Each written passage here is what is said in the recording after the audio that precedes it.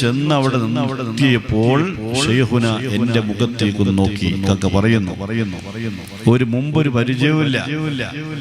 ശൈഖുന സിയം വലിയുള്ള പറയാണ് തങ്ങളെ കയറിയിരിക്കുക.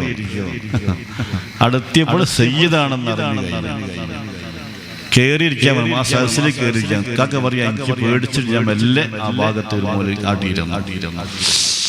മഹാനായ ശൈഖുന ഇന്ത്യ രാജ്യം കണ്ട ഔലിയാക്കളുടെ കൂട്ടത്തിൽ അത്ഭുത മനുഷ്യൻ, ശവ്വാലിന്റെ വസന്തമേ ശൈഖുന.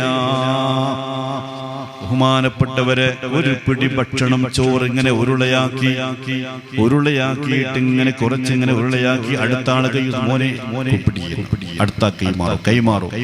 അങ്ങനെ കൈമാറി ഇക്കാക്കന്റെ അടുത്തെത്തിയപ്പോ പറഞ്ഞു തങ്ങളെ ആ പിടി ഭക്ഷണം കഴിച്ചോളൂ, ഇനി വയറുവേദന വേണ്ട.